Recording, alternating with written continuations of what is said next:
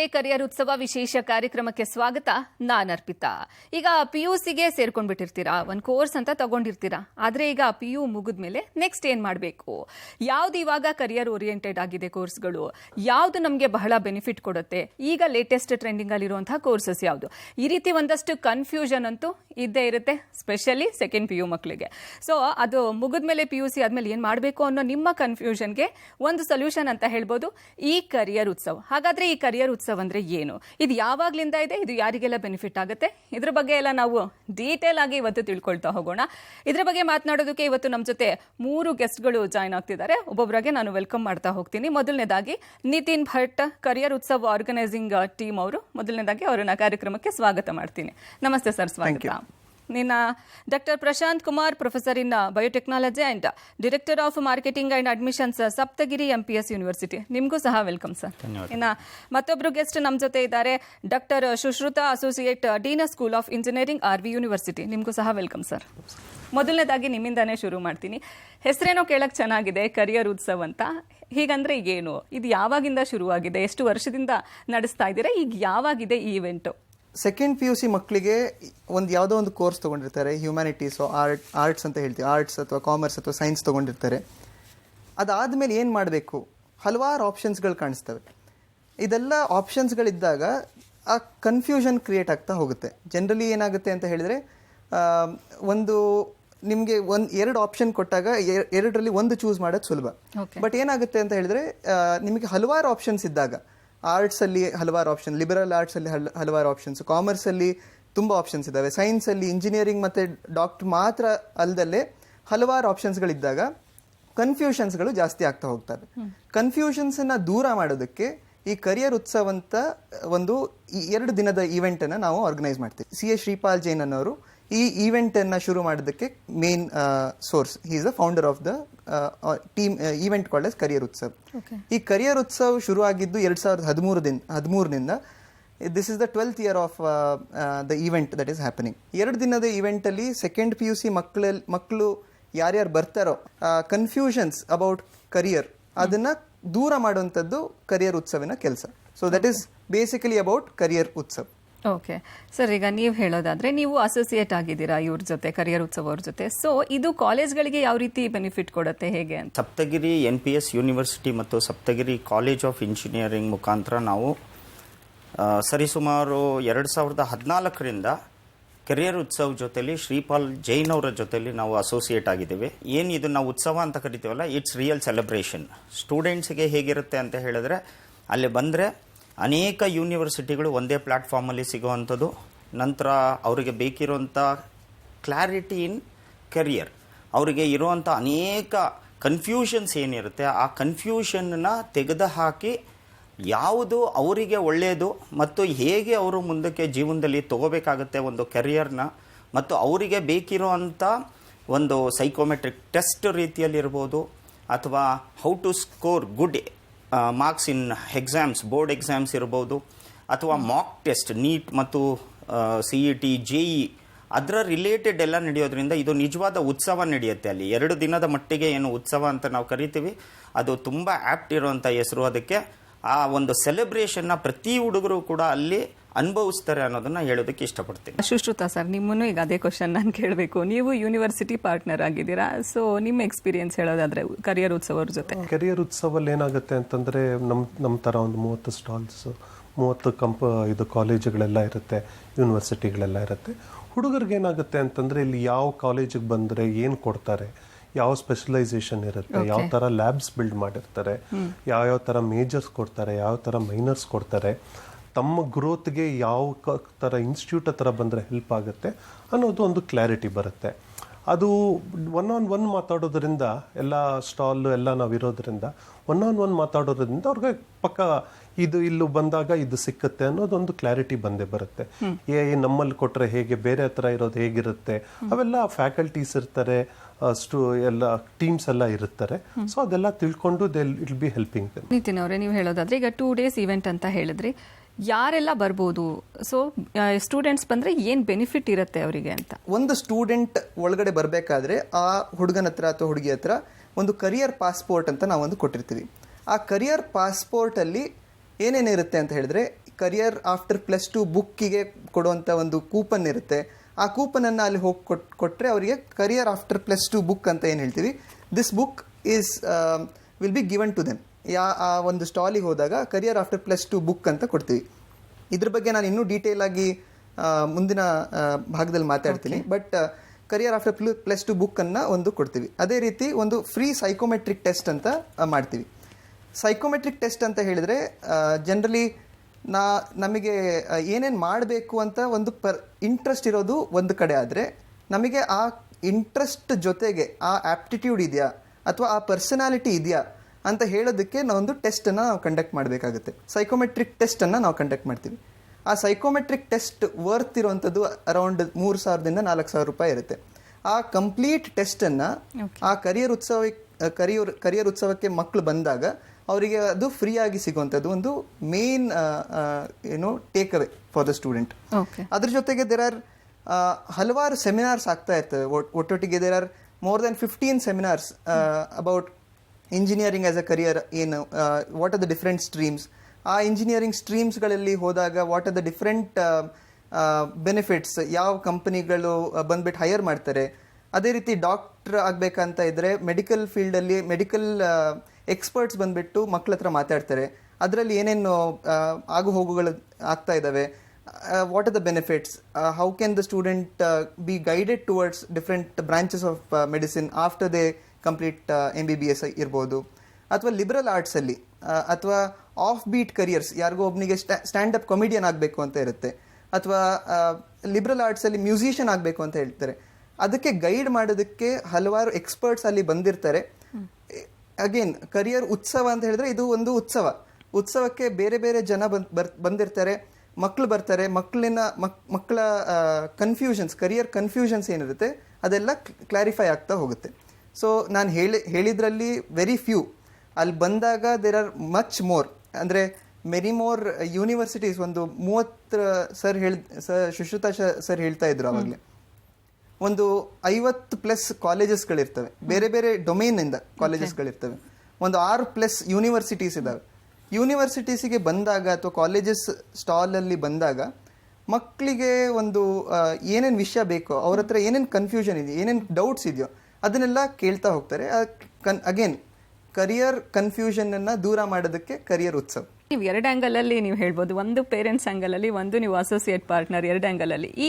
ಈ ಕರಿಯರ್ ಉತ್ಸವ ಯಾಕೆ ಇಂಪಾರ್ಟೆಂಟು ಸ್ಟೂಡೆಂಟ್ಸ್ಗೆ, ಯಾಕೆ ಬರಬೇಕು ಅವರು? ಪೇರೆಂಟ್ಸ್ಗೆ ಇವತ್ತಿನ ಮಕ್ಕಳು PUC ಅಂತ ಸೇರ್ಕೊಂಡಾಗ ಅಥವಾ +2 ಅಂತ ಹೋದಾಗ ಅವರಿಗೆ ಇಂಟೆನ್ಷನ್, ಇನ್ಕ್ಲಿನೇಷನ್ ಕೇವಲ ಓದೋದ್ರ ಬಗ್ಗೆ ಇರುತ್ತೆ. ಆದರೆ ಪೇರೆಂಟ್ ಆಗಿ ನಾನು ಯೋಚನೆ ಮಾಡಬೇಕು ಅಥವಾ ನನ್ನ ಬೇರೆ PUC ಪೋಷಕರು ಯೋಚನೆ ಮಾಡೋದು ಹೇಗಿರುತ್ತೆ ಅಂತ ಹೇಳಿದ್ರೆ, ಹೌದಪ್ಪ ನನ್ನ ಮಗುಗೆ ಯಾವುದು ಒಳ್ಳೆಯದು, ಏನು ಕೊಡಬೇಕು. ಯಾಕೆಂದರೆ ಇವತ್ತು ಮಲ್ಟಿ ಡಿಸಿಪ್ಲಿನರಿ, ಲಿಬರಲ್ ಆರ್ಟ್ಸ್ ಈ ಥರ ಅನೇಕ ಬಂದ್ಬಿಟ್ಟಿದೆ.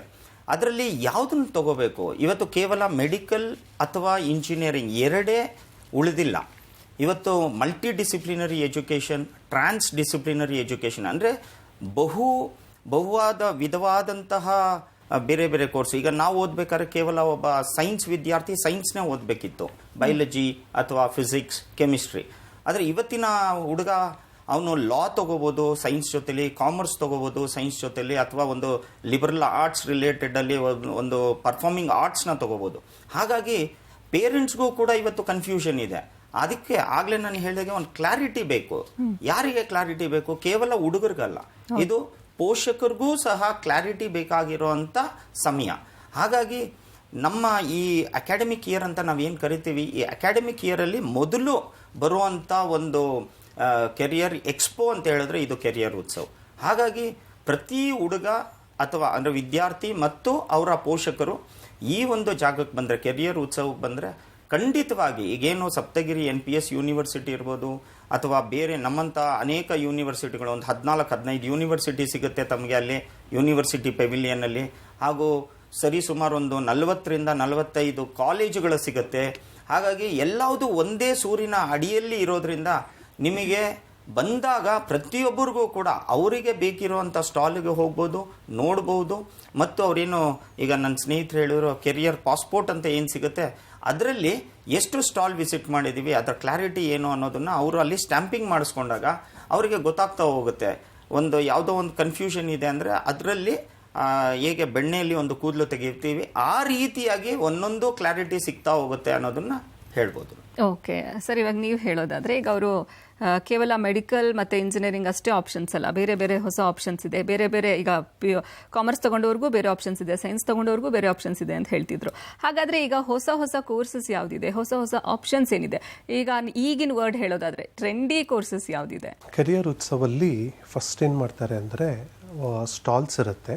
ಅದೇ ಪ್ರಕಾರ ವಿಲ್ ಆಲ್ಸೋ ಬಿ ಡೂಯಿಂಗ್ ತುಂಬ ಪ್ಯಾನಲ್ ಡಿಸ್ಕಷನ್ಸ್ ಮಾಡ್ತಾರೆ. ಆ ಪ್ಯಾನಲ್ ಡಿಸ್ಕಷನ್ಸು ನಿತಿನ್ ಅವ್ರು ಹೇಳಿದಾಗೆ ಫಸ್ಟ್ ಕೆರಿಯರ್ ಇಂಜಿನಿಯರಿಂಗಲ್ಲಿ ಏನು ನಡೀತಾ ಇದೆ, ಆಂಟ್ರಪ್ರನರ್ಶಿಪ್ಪಲ್ಲಿ ಏನು ನಡೀತಾ ಇದೆ, ಆಮೇಲೆ ಎಕನಾಮಿಕ್ಸಲ್ಲಿ ಏನಾಗ್ತಾ ಇದೆ, ಲಿಬ್ರಲ್ ಫ್ರಂಟಲ್ಲಿ ಏನಾಗ್ತಾ ಇದೆ, how to prepare for these exams ಅವೆಲ್ಲನೂ ಕೊಡ್ತಾ ಇದ್ದಾರೆ. ಸೊ ಇದಾದ್ದರಿಂದ ಏನಾಗುತ್ತೆ ಅಂತಂದರೆ ಫಸ್ಟ್ ಆ ಏನೇನು ಬರ್ತಾ ಇದೆ, ಎಲ್ಲೆಲ್ಲಿ ಏನೇನಾಗುತ್ತೆ ಅಂತ ಪ್ಯಾನಲಲ್ಲಿ ಸ್ವಲ್ಪ ಗೊತ್ತಾಗುತ್ತೆ. ಅದಾದಮೇಲೆ ಏನಾಗುತ್ತೆ, when they go to each stalls, ಆ ಪ್ಯಾನಲಲ್ಲಿ each panel is so well designed. ಹೇಗಿರುತ್ತೆ ಅಂತಂದರೆ ಈಗ ಇಂಜಿನಿಯರಿಂಗಲ್ಲಿ ಬಂದರೆ ಏನೇನು trending for next 10 years 20 years ಅಂತೆಲ್ಲನೂ ಇರುತ್ತೆ. ಸೊ ಈಗ AI ಆಗಿರ್ಬೋದು, ಕ್ವಾಂಟಮ್ ಆಗಿರ್ಬೋದು, ಸೆಮಿಕಂಡಕ್ಟರ್ ಆಗಿರ್ಬೋದು, ಈ ಥರದ್ದು ಬರ್ತಾ ಇರುತ್ತೆ. ಈಗ ಬಿಸ್ನೆಸ್ಸಲ್ಲಿ ಫಿನ್ಟೆಕ್ ಆ ಕಡೆ ಎಲ್ಲನೂ ಬರ್ತಾ ಇದೆ. ಈಗ ನಿಮ್ಗೆ ಗೊತ್ತಿರೋಂಗೆ startup has become a big boon. ಈ ಸ್ಟಾರ್ಟಪ್ಪಲ್ಲಿ ಆಂಟ್ರಪ್ರನರ್ ಆಗಬೇಕು ಅಂತಂದರೆ ಯಾವ ಥರ ಹೋದರೆ ಬೇಕಾಗುತ್ತೆ ಅವೆಲ್ಲನೂ ಕೊಡ್ತಾ ಇದ್ದಾರೆ. ಈಗ ಲಿಬ್ರಲ್ ಆರ್ಟ್ಸ್, ಪರ್ಫಾರ್ಮಿಂಗ್ ಆರ್ಟ್ಸ್ ಬಗ್ಗೆ which are the institutes which are providing all this, and ಇದರಿಂದ ಇವ್ರಿಗೆ ಪ್ಲಸ್ಸಸ್ ಆ್ಯಂಡ್ ಮೈನಸ್ ಅವೆಲ್ಲನೂ ಗೊತ್ತಾಗುತ್ತೆ. ಥರ್ಡ್, ಆಮೇಲೆ ಇನ್ನೊಂದೇನು ಅಂತಂದರೆ ಡಿಸೈನ್. ಈಗ ಆರ್ಕಿಟೆಕ್ಚರ್ ಒಂದೇ ಅಲ್ಲ, ಈಗ ಬೇರೆ ಡಿಸೈನ್ಸ್ ಬಂದಿದೆ. How to design a car out forms, ಆಮೇಲೆ any items which we keep, ಆ ಥರ ಎಲ್ಲನೂ ಡಿಸೈನ್ಸ್ ಎಲ್ಲ ಬರುತ್ತೆ. ಸೊ ಆ ಡಿಸೈನ್ಸ್ನ ಆಪ್ಟಿಮೈಸ್ ಆಗಿ ಹೇಗೆ ಡೆವಲಪ್ ಮಾಡೋದು, ಆಪ್ಟಿಮಿಕ್ ಮೆಟೀರಿಯಲ್ಸ್ ಏನು ಯೂಸ್ ಮಾಡೋದು ಅವೆಲ್ಲನೂ ಗೊತ್ತಾಗುತ್ತೆ. ಸೊ ಈಗ ಈ ಥರ ಇರೋದ್ರಿಂದ ಎ ಸ್ಟೂಡೆಂಟ್ ಮುಂಚೆ ಏನಾಗ್ತಾ ಇತ್ತು ಅಂದರೆ ನಮ್ಮ ಟೈಮಲ್ಲಿ it was like be an either an engineer or a doctor, ಆ ಥರ ಮಾತ್ರ ಇತ್ತು.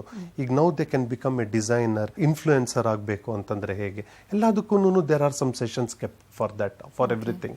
ಸೊ ಇದೆಲ್ಲ ಅಲ್ಲಿ ಬಂದಾಗ they can know, learn all this, and they also get to know. Plus industry personalities ಇರ್ತಾರೆ, ಅಕಾಡೆಮಿಕ್ ಲೀಡರ್ಸ್ ಇರ್ತಾರೆ, ಸೊ ಆಂಟ್ರಪ್ರನರ್ಸ್ ಇರ್ತಾರೆ. ಇವ್ರ ಜೊತೆ ಎಲ್ಲನೂ ಮಾತಾಡಿದಾಗ they also will get to know clarity about all that. Okay, Nitin Bhat ಅವರೇ, ನೀವು ಅವಾಗಲೇ ಹೇಳ್ತಾ ಇದ್ರಿ ಈ ಕರಿಯರ್ ಆಫ್ಟರ್ +2 ಬುಕ್ ಅದು ಒಂದಿದೆ ಅಂತ. ಅದ್ರದ್ದು ಸ್ಪೆಷಾಲಿಟಿ ಏನು? ಅದ್ರ ಜೊತೆಗೆ ನಿಮ್ಮಲ್ಲಿ ಒಂದು ಏನೋ ಇಂಪಾರ್ಟೆಂಟ್ ಆಗಿ ಏನೋ ಇದೆ, ಕರಿಯರ್ ಪಾಸ್ಪೋರ್ಟ್ ಅಂತ. ಹಾಗಂದ್ರೆ ಏನು, ಇದು ಯಾರಿಗೆಲ್ಲ ಸಿಗುತ್ತೆ ಅಂತ? ನಾವೆಲ್ಲೇ ಬೇರೆ ದೇಶಕ್ಕೆ ಹೋಗಬೇಕಾದ್ರೆ ವಿ ಯೂಸ್ ಅ ಪಾಸ್ಪೋರ್ಟ್. ಅದೇ ರೀತಿ ಕರಿಯರ್ ಉತ್ಸವಕ್ಕೆ ಬರಬೇಕಾದ್ರೆ ಕರಿಯರ್ ಉತ್ಸವ is also a confusion clearing destination. ಆ ಕನ್ಫ್ಯೂಷನ್ ಕ್ಲಿಯರಿಂಗ್ ಡೆಸ್ಟಿನೇಷನ್ಗೆ ಹೋಗಬೇಕಾದ್ರೆ ಒಂದು ಪಾಸ್ಪೋರ್ಟನ್ನು ನಾವು ಮಾಡಿದ್ವಿ. ಈ ಪಾಸ್ಪೋರ್ಟಲ್ಲಿ ಏನಿರುತ್ತೆ ಅಂತ ಹೇಳಿದ್ರೆ, ಆ ಬೇರೆ ಬೇರೆ ದೇಶಗಳಿಗೆ ಹೋದಾಗ ನಾವು ಯಾವ್ಯಾವ ದೇಶಗಳು ಹೇಗೆ ಸ್ಟ್ಯಾಂಪ್ ಮಾಡ್ತಾರೋ ಅದೇ ರೀತಿ ನಮ್ಮ ಬೇರೆ ಬೇರೆ ಪಾರ್ಟ್ನರ್ಸ್ಗಳು ಯಾವ್ಯಾವ ಪಾರ್ಟ್ನರ್ಸಿಗೆ ವಿಸಿಟ್ ಮಾಡ್ತಾರೋ ಸ್ಟೂಡೆಂಟ್ಸ್, ಅಥವಾ ಯಾವ್ಯಾವ ಕಾಲೇಜಸ್ಸಿಗೆ ವಿಸಿಟ್ ಮಾಡ್ತಾರೋ, ಯಾವ್ಯಾವ ಸ್ಟಾಲಿಗೆ ವಿಸಿಟ್ ಮಾಡ್ತಾರೋ ಆ ಸ್ಟಾಲ್ಗಳಲ್ಲಿ ಆ ಯೂನಿವರ್ಸಿಟಿ ಅಥವಾ ಕಾಲೇಜಿನ ಸ್ಟ್ಯಾಂಪ್ ಬೀಳುತ್ತೆ. ನಾನೇನು ಕ್ವೆಶನ್ ಕೇಳಿದ್ದೀನಿ, ನನಗೆ ಏನು ಅಲ್ಲಿಂದ ಅರ್ಥ ಆಗಿದೆ, ಅದೆಲ್ಲ ಅವರು ನೋಟ್ ಮಾಡ್ಕೊಳ್ತಾರೆ. ಏನಾಗುತ್ತೆ, ಎನಿ ಟೈಮ್ ನಮಗೆ ಟೀಚರ್ಸ್ ಹೇಳೋದು ಒಂದೇ, ನೀವು ಸುಮ್ಮನೆ ಕೇಳೋದ್ರ ಬದಲಿಗೆ ನೀವು ಬರ್ಕೊಂಡಿರಬೇಕು ಅಂತ ಹೇಳ್ತಾರೆ. So that is why we have created something called as career passport ಅಂತ. ಕರಿಯರ್ ಉತ್ಸವಲ್ಲಿ ಸ್ಟೂಡೆಂಟ್ಸಿಗೆ ಏನು ಅಂತ ಹೇಳಿದ್ರೆ ಕರಿಯರ್ ಆಫ್ಟರ್ +2 ಬುಕ್. ಈ ಕರಿಯರ್ ಆಫ್ಟರ್ +2 ಬುಕ್ಕಲ್ಲಿ ಕನ್ಫ್ಯೂಷನ್ ಕ್ಲಿಯರ್ ಮಾಡೋದರಲ್ಲಿ ಒಂದು ಭಾಗ ಏನು ಅಂತ ಹೇಳಿದ್ರೆ, ಮಕ್ಕಳಿಗೆ ಅದ್ರ ಎಲ್ಲ ಕೋರ್ಸಸ್ಸಿನ ಬಗ್ಗೆ ಇನ್ಫಾರ್ಮೇಷನ್ ಇರೋವಂಥದ್ದು very important. ChatGPT integrated AI friendly career after +2 ಬುಕ್ಕನ್ನು ನಾವು ಮಾಡಿದ್ದೀವಿ. ಹೇಗೆ ಅಂತ ಹೇಳಿದ್ರೆ, ನಾವು ChatGPT ಹತ್ರ ಮಾತಾಡಬೇಕಾದ್ರೆ ChatGPTಗೆ ನಾವು ಪ್ರಾಂಪ್ಟ್ಸನ್ನು ಕೊಡ್ತೀವಿ. ಆ ಪ್ರಾಂಪ್ಟ್ಸನ್ನು ನಾವು ಈ ಬುಕ್ಕಲ್ಲೇ ಇನ್ಕ್ಲೂಡ್ ಮಾಡಿಬಿಟ್ಟು ಆ ಕರಿಯರಿಗೆ ಆ ಇನ್ಫಾರ್ಮೇಷನ್ ಬೇಕು ಅಂತ ಹೇಳಿದಾಗ ಆ ಕರಿಯರ್ GPT ಇನ ಪ್ರಾಂಪ್ಟ್ಸನ್ನು ಹಾಕಿ ಇನ್ಫಾರ್ಮೇಷನ್ ತೊಗೊಳೋದಕ್ಕೆ ನಾವು ಈ ಬುಕ್ಕಲ್ಲಿ ಇನ್ಫಾರ್ಮೇಷನ್ ಕೊಟ್ಟಿದ್ದೀವಿ. ಅದರಿಂದ ಕರಿಯರ್ ಆಫ್ಟರ್ +2 ಬುಕ್ಕಲ್ಲಿ AI friendly for students to know about different careers along with ChatGPT integration called as career GPT. ಒಂದು ಕರಿಯರ್ ಸೈಕೋಮೆಟ್ರಿಕ್ ಟೆಸ್ಟನ್ನು ನಾವು ಮಾಡ್ತೀವಿ. ಕರಿಯರ್ ಸೈಕೋಮೆಟ್ರಿಕ್ ಟೆಸ್ಟ್ ಈ 3 ವಿಷಯದಲ್ಲಿ ನಮಗೆ ಟೆಸ್ಟ್ ಮಾಡುತ್ತೆ. ಒಂದು ಆಪ್ಟಿಟ್ಯೂಡ್, ಪರ್ಸ್ನಾಲಿಟಿ ಮತ್ತು ಇಂಟ್ರೆಸ್ಟ್. ಆಪ್ಟಿಟ್ಯೂಡ್, ಪರ್ಸ್ನಾಲಿಟಿ ಮತ್ತು ಇಂಟ್ರೆಸ್ಟ್ ಮೇಲೆ ಡಿಸೈಡ್ ಅಂದರೆ ಒಂದು ಕ್ವೆಶನ್ಸ್ ಕೇಳುತ್ತೆ, ಇದು ಆನ್ಲೈನ್ ಟೆಸ್ಟ್ ಇದು. ನೀವು ಹೇಳೋದಾದ್ರೆ ಈಗ ಹೇಳಿ ಕೇಳಿ ಟೆಕ್ನಾಲಜಿ ಯುಗ, ಎಲ್ಲರೂ ಇನೋವೇಟಿವ್ ಆಗಿ ಏನೋ ಮಾಡಬೇಕು ಅಂತಾನೆ ಯೋಚನೆ ಮಾಡ್ತಾರೆ. ಜೊತೆಗೆ ಈ ಸ್ಟಾರ್ಟ್ಅಪ್ ಮಾಡಬೇಕು, ನಾನು ಆಂಟ್ರಪ್ರಿನರ್ ಆಗಬೇಕು ಅಂತ ಯೋಚನೆ ಮಾಡೋರೇ ಜಾಸ್ತಿ. ಈ ಸ್ಟಾರ್ಟ್ಅಪ್ಗೆ, ಇನೋವೇಷನ್ಗೆ, ಬಿಸ್ನೆಸ್ ಲೀಡರ್ಶಿಪ್ಗೆ ಇದು ಹೇಗೆ ಸಹಕಾರಿಯಾಗುತ್ತೆ? ಎಲ್ಲರಿಗೂ ಗೊತ್ತಿದೆ, ಬೆಂಗಳೂರಲ್ಲಿ ಎಷ್ಟು ಪ್ರತಿದಿನ ಒಂದು 100 ಗಟ್ಟಲೆ ಸ್ಟಾರ್ಟಪ್ಸ್ನ ರಿಜಿಸ್ಟರ್ ಮಾಡ್ತಾ ಇದ್ದಾರೆ ಅಂತ ಹೇಳಿ. ಆದರೆ ಸೆಕೆಂಡ್ PUC ಮಕ್ಕಳಿಗೆ ಇವತ್ತು ಹೇಗಾಗಿದೆ, ಅಥವಾ +2 ಮಕ್ಕಳಿಗೆ ಹೇಗಾಗಿದೆ ಅಂದರೆ, ಕೇವಲ ಅವರು ತನ್ನ ಓದು +2 ಬುಕ್ ಕಂಪ್ಲೀಟ್ ಮಾಡೋದು, ಎಕ್ಸಾಮ್ ಬರೆಯೋದು, ಒಂದು 20 ಎಕ್ಸಾಮ್ ಬರೀತಾರೆ, ನಂತರ ಮೆಡಿಕಲ್ ಇರ್ಬೋದು ಅಥವಾ ಇಂಜಿನಿಯರಿಂಗ್ ಇರ್ಬೋದು, ಇಷ್ಟನ್ನೇ ಅವರು ಕನ್ಫೈನ್ಡ್ ಆಗಿ ಇರ್ತಾರೆ. ಆದರೆ ಸುಮಾರು ಜನ ಇನ್ನೊಂದು ಏನು ಅಂದರೆ, ಎರಡನೇ ಭಾಗ ತೊಗೊಂಡ್ರೆ ಕೆಲವು ಫ್ಯಾಮಿಲಿ ಬಿಸ್ನೆಸ್ ಇರುತ್ತೆ, ಆ ಫ್ಯಾಮಿಲಿ ಬಿಸ್ನೆಸ್ನ ನೋಡ್ಕೊಳ್ಳೋದಕ್ಕೆ ಅಂತ ಹೇಳಿ ಕಾಮರ್ಸ್ ಜಾಯಿನ್ ಆಗ್ತಾರೆ ಅಷ್ಟೇ. ಆದರೆ ಈ ಸ್ಟಾರ್ಟಪ್ ಮತ್ತು ಬಿಸ್ನೆಸ್ ಲೀಡರ್ಶಿಪ್ ಅನ್ನೋದು ಹೇಳಿ ಕೇಳಿ ಯಾರಿಗೂ ಕೂಡ ಮೇಲ್ಗಡೆ ಸ್ಟ್ಯಾಂಪ್ ಒತ್ತಿ ಬರೋದಿಲ್ಲ. ಅದು ತಮ್ಮ ಆ್ಯಟಿಟ್ಯೂಡಲ್ಲಿ ಬರುವಂಥದ್ದು. ಈಗ ಜೆನ್ಝಿ ಅಥವಾ ಜೆನ್ ಆಲ್ಫಾ ಹೇಗಿದ್ದಾರೆ ಅಂದರೆ, ಅವರಲ್ಲಿ ತುಂಬ ಇನ್ಫಾರ್ಮೇಷನ್ ಇದೆ, ಬಟ್ ಅದನ್ನು ಯಾವ ರೀತಿ ಚಾನಲೈಸ್ ಮಾಡಬೇಕು ಅನ್ನೋದು ಗೊತ್ತಿಲ್ಲ. ಕೆರಿಯರ್ ಉತ್ಸವಕ್ಕೆ ಬಂದಾಗ ಏನಾಗುತ್ತೆ, ಸರಿಸುಮಾರು ಕಾಲೇಜುಗಳು ಬಿಟ್ಟು ಅನೇಕ ಯೂನಿವರ್ಸಿಟಿಗಳೇನಿದೆ, ಆ ಯೂನಿವರ್ಸಿಟಿಗಳಲ್ಲಿ ಸ್ಟಾರ್ಟಪ್ ಮತ್ತು ಇನೋವೇಷನ್ ಕೌನ್ಸಿಲ್ಸ್ ಇರುತ್ತೆ. ಆ ಇನೋವೇಷನ್ ಕೌನ್ಸಿಲಿನ ಅವರಿಗೆ ಇನೋವೇಷನ್ ಕೌನ್ಸಿಲ್ ಮತ್ತು ರಿಸರ್ಚ್ ಕೌನ್ಸಿಲ್ ಇರ್ಬೋದು, ಸ್ಟಾರ್ಟಪ್ ಹಬ್ಸ್ ಇರ್ಬೋದು, ಇನ್ಕ್ಯುಬೇಷನ್ ಸೆಂಟರ್ಸ್ ಇರ್ಬೋದು, ಅದರ ಒಂದು ನಾಲೆಜ್ ಅವ್ರಿಗೆ ಸಿಗ್ತಾ ಹೋಗುತ್ತೆ ಅಲ್ಲಿ. ಹಾಗಾಗಿ ಏನಾಗುತ್ತೆ, ಈಗ ತನ್ನಲ್ಲಿ ಒಂದು ಐಡಿಯಾ ಇದೆ ಅಂದರೆ ಅದನ್ನು ಕೇವಲ ಒಂದು ಪೇಪರ್ ಮೇಲೆ ಬರೆದಿಟ್ಟು ಉಪಯೋಗ ಇಲ್ಲ. ಅವ್ರು ಏನು ಮಾಡಬೇಕು, ಯೂನಿವರ್ಸಿಟಿ ಜೊತೆಲಿ ಮಾತಾಡಿ ಅವ್ರದ್ದೊಂದು ಐಡಿಯಾ ಇದೆ ಅಂತ ಹೇಳಿದ್ರೆ ಅದನ್ನು ನರ್ಚರ್ ಮಾಡ್ಬೋದು ಯೂನಿವರ್ಸಿಟಿಯವರು. ಹಾಗಾಗಿ ಆ ರೀತಿ ಒಂದು ಇನೋವೇಷನ್ನ ಕ್ರಿಯೇಟ್ ಮಾಡಿ ಅವರು ಮಾಡೋದಕ್ಕೆ ಬೇಕಿರುವಂಥ ಪ್ಲ್ಯಾಟ್ಫಾರ್ಮ್ನ ಒದಗಿಸುವಂಥ ಅನೇಕ ಯೂನಿವರ್ಸಿಟಿಗಳೇನಿದೆ ಅದು ನಿಮ್ಗೆ ಇಲ್ಲಿ ಸಿಗುತ್ತೆ. ಸುಶ್ರುತ ಸರ್, ನೀವು ಹೇಳೋದಾದ್ರೆ ಈಗ ಯಾವಾಗಲೂ ನಮ್ಗೇನಿರುತ್ತೆ, ಒಂದು ಕೋರ್ಸ್ ಮಾಡಿದ್ರೆ, ನಾನೇನಾದರೂ ಒಂದು ಕೆಲಸ ಮಾಡ್ತಿದ್ರೆ ಒಂದು ನಮಗೂ ಡಿಮ್ಯಾಂಡ್ ಇರಬೇಕು, ನಾವು ಮಾಡೋ ಕೆಲಸಕ್ಕೂ ಡಿಮ್ಯಾಂಡ್ ಇರಬೇಕು, ಔಟ್ಡೇಟೆಡ್ ಆಗಬಾರ್ದು ಅನ್ನೋದೇ ಇರುತ್ತೆ. ಸೊ ಆ ಥರ ಯಾವ್ಯಾವ ಕೋರ್ಸಸ್ ಇದೆ ಇವಾಗ? ಈಗ ಮೊನ್ನೆ ಒಂದು ಕ್ವಾಂಟಮ್ ಇಂಡಿಯಾ ಬ್ಯಾಂಗ್ಳೂರ್ ಆಯಿತು. ಸೊ ಕ್ವಾಂಟಮ್ ಸಿಟಿ ಮಾಡಬೇಕು ಅಂತಿದ್ದಾರೆ. ಕ್ವಾಂಟಮ್ ಸಿಟಿಗೆ ಅಂತ we are putting lot of investment, 6,000 crores ಮಾಡಬೇಕು ಅಂತಿದ್ದಾರೆ. They want to build lot of companies. Quantum India ಬ್ಯಾಂಗ್ಳೂರ್ಗೆ ಹೋದಾಗ we got to know more than 150 startups ಇದೆ ಅಂತ ಗೊತ್ತಾಯಿತು. ಸೊ ನೆಕ್ಸ್ಟ್ ಇಯರ್ಗೆ ಅದನ್ನು ಡಬಲ್ ಆಗ್ತಾ ಹೋಗುತ್ತೆ. So this is one where demand ಬರ್ತಾ ಇದೆ. ಸೊ ಕ್ವಾಂಟಮಲ್ಲಿ India wants to invest a lot. Next semiconductor industry ಅಂತೂ we always know there are like 30,000, 50,000 crores investment ಅಲ್ಲಿ ಆಗ್ತಾ ಇದೆ. They want to do fabs here, packaging here. We don't want to depend on chip making to other part of the globe. ನಾವೇ self sustain ಆಗಬೇಕು ಅಂತ. ಇದೇನಾಗ್ತಾ ಇದೆ ಅಂದರೆ, ಇದೇ ಥರ 6G, ಈಗ ಕನೆಕ್ಟಿವಿಟಿಯಲ್ಲಿ ಕೂಡ ಬೇಸ್ ಸ್ಟೇಷನ್ಸ್ ಡಿಸೈನು ಎಲ್ಲದನ್ನು ಇಂಡಿಯಾಲೇ ಮಾಡಬೇಕು ಅನ್ನೋದು ಬಂದಿದೆ. ಈಗ ಇರೋದರಿಂದ ಈ ಥರ ಹಲವಾರು ಡೊಮೇನು, AI ಎಲ್ಲದರಲ್ಲೂ ಈಗ AI has become a calculator ಥರ ಟೂಲ್ ಆಗೋಗಿದೆ. ಸೊ ಈಗ ಈ ಟೂಲ್ನ ಹೇಗೆ ಯೂಸ್ ಮಾಡೋದು ಅನ್ನೋದಕ್ಕೆ, ಟೆಕ್ನಾಲಜಿಯಲ್ಲಿ ಯೂಸ್ ಮಾಡೋದಕ್ಕೆ ಅದೊಂದು ಬರುತ್ತೆ. ನೆಕ್ಸ್ಟ್ ಈಗ ಡಿಜಿಟಲ್ ಹೆಲ್ತ್ ಬರ್ತಾ ಇದೆ. ಈಗ ನಿಮ್ಮ ಮನೆಯಲ್ಲೆಲ್ಲನೂ ನೋಡ್ಬೋದು, ಮಕ್ಕಳೇ BP ಚೆಕ್ ಮಾಡೋದು ಅದು ಇದು ಎಲ್ಲ ಮಾಡ್ತಾ ಇರ್ತಾರೆ. ಸೊ ಆ ಥರ ಡಿವೈಸಸ್ ಕೂಡ ನಾವೇ ಬಿಲ್ಡ್ ಮಾಡಬೇಕು, ಸಿಸ್ಟಮ್ಸ್ ಎಲ್ಲ ನಾವೇ ಬಿಲ್ಡ್ ಮಾಡಬೇಕು ಅಂತಿರುತ್ತೆ. ಸೊ ಈ ಥರ the country has a vision, the state has a vision. ಈಗಿರೋದ್ರಿಂದ ಇದರಲ್ಲಿ ಏನು ಮಾಡಿದ್ರೆ ಸ್ಟೂಡೆಂಟ್ಸ್ಗೆ ನೆಕ್ಸ್ಟ್ 10 or 20 years ಆಗುತ್ತೆ. ಈ ಈಕೋ ಸಿಸ್ಟಮ್ಸ್ ಬಿಲ್ಡ್ ಮಾಡೋದಕ್ಕೆ ಏನಾಗಬೇಕು. ಆಮೇಲೆ ಸರ್ವರ್ಸ್ ಬರುತ್ತೆ. The latest word of mouth is they want to put servers in space. ಈ ಥರ ಸರ್ವರ್ಸು ಮಾಡಬೇಕು ಅಂತಿದ್ದಾರೆ. ಸೊ ಈಗ ಈ ಥರ ಎಲ್ಲ the next generation will be having to solve ಈ ಥರ ಪ್ರಾಬ್ಲಮ್ಸನ್ನು ಸಾಲ್ವ್ ಮಾಡಬೇಕಾಗತ್ತೆ.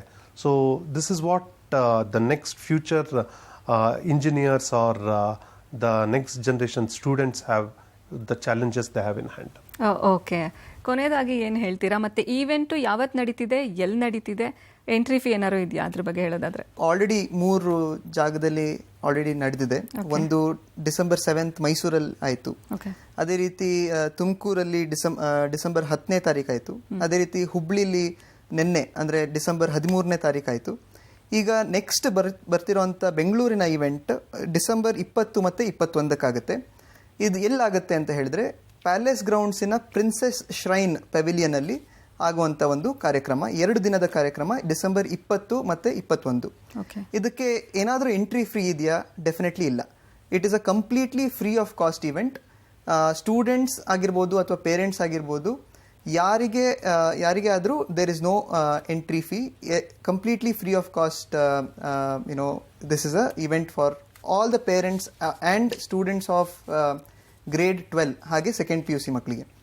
ಅದೇ ರೀತಿ this is my humble request, ಯಾರ್ಯಾರು ರೆಸ್ಪಾನ್ಸಿಬಲ್ ಪೇರೆಂಟ್ಸ್ ಇದ್ದಾರೋ, ರೆಸ್ಪಾನ್ಸಿಬಲ್ ಸ್ಟೂಡೆಂಟ್ಸ್ ಇದ್ದಾರೋ, ಅವರಿಗೆ ಕರಿಯರ್ ಕನ್ಫ್ಯೂಷನ್ ಇಲ್ದಲ್ಲೇ ಮುಂದೆ ಹೋಗಿಬಿಟ್ಟು ಸಾಧಿಸಬೇಕು ಅಂತ ಇದ್ದಾರೋ, ಡೆಫಿನೆಟ್ಲಿ ಅವರು ಮಾತ್ರ ಅಲ್ದಲ್ಲೇ ಯಾರಿಗೆ ಅವರು ಹೆಲ್ಪ್ ಮಾಡಬೇಕು ಅಂತ ಇದ್ದಾರೋ, ಅವರ ಅಕ್ಕಪಕ್ಕದಲ್ಲಿರೋ ಮನೆ ಮಕ್ಕಳಿಗೆ ಯಾರಿಗೆ ಹೆಲ್ಪ್ ಆಗುತ್ತೋ ಇದನ್ನು ಡೆಫಿನೆಟ್ಲಿ ಮೆಸೇಜನ್ನು ತಲುಪಿಸಿ.